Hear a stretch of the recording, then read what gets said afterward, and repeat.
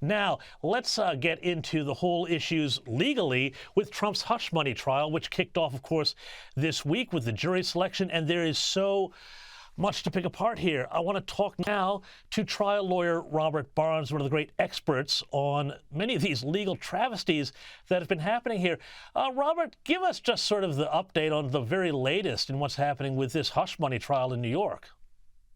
Well, a sham of a trial is now reaching its Soviet-style show trial portion of the case. We're having jurors being seated in the case who have open, overt hostilities to President Trump.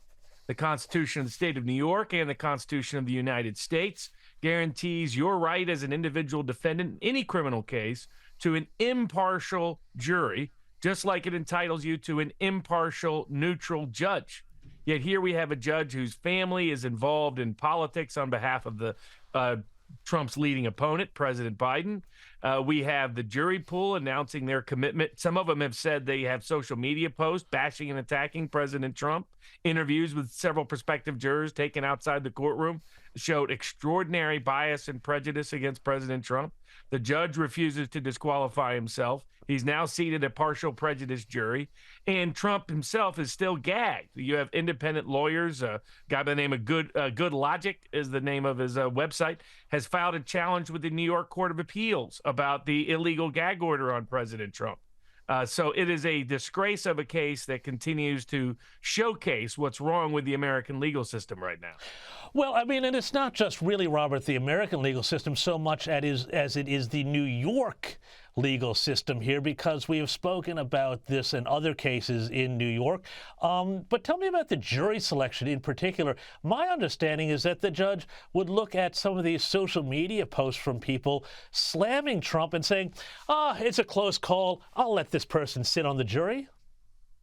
That's precisely the right. People that have called President Trump racist, sexist, called him names, attacked him personally, those people were considered close calls. Maybe that's good enough to sit on a juror and be an impartial jury concerning President Trump. It's a disgrace. He has sat jurors that later on he tried to seat some jurors who later on admitted that they were hopelessly biased against President Trump. And only upon their own confession were they removed from the jury pool.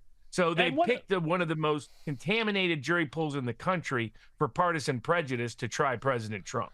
Well, I mean, Robert, we know that New York went, I think, 95% for Biden anyway, and for Hillary anyway. But, I mean, just in terms of that jury, too, was there a danger that activists who might be, really committed to nailing Trump to the wall here, that some of them might have slipped through? Well, apparently members of Democratic congressional staff who were part of impeaching President Trump, who had family members and friends on that congressional staff, were trying to get their way on the jury. And it only came out because some media members accidentally outed them. They even tried to delete their tweets later on that exposed it. So that's the degree to which it's like the D.C. trials. Martin Luther King in 1950s Birmingham with an all-white jury could get a more impartial jury than President Trump can get in the city of New York and in Manhattan with this judge presiding. Yeah, and I mean, this judge seems to absolutely have it in for Trump. I mean, among other things, he's acting like, well, he can't go to his kid's graduation. Donald Trump will not be allowed to go to his son Barron's high school graduation, which seems very churlish. But even more than that, on a legal basis, he's also saying that Trump can't be there for arguments in the Supreme Court in another one of his matters, essentially saying that this New York court is above the Supreme Court. This is real banana republic territory, isn't it, Robert? Completely. It's interference with his ability to exercise his First Amendment rights in terms of campaigning, his First Amendment rights to petition the government, his First Amendment rights to be present in the Supreme Court when his oral argument is held, his right to be in court in either Georgia or the Florida federal case when substantive argument is being heard there. So it's continued constant, and that's not even to deal with his speech infringement that's taking place with this unconstitutional gag order, where witnesses are allowed to go out and lie about him on national TV, and he's not allowed to defend himself right in the middle of a campaign. This is extraordinary unconstitutional conduct by a judge who has long since lost the script of what the Constitution compels of him. Well, it's not just this judge. There's also Judge Ergeron with the other New York matter. And I'm hearing that Trump's bond might be rejected in that case on a technicality. Are we going to start seeing potentially Trump assets again, once again, under the threat of seizure? And Robert, I mean, what does this say to people doing business in New York that if they get involved in politics, they could wind up being on the wrong end of a judge with a grudge? Completely. You have to get out of New York, unfortunately. It's what I advised clients about a decade ago about California, that the court systems were becoming compromised by political and partisan prejudice. And that if you became targeted by some rogue prosecutor, you could not rely or depend upon the New York judiciary to come to your defense, even where your own constitutional liberties were being violated and infringed.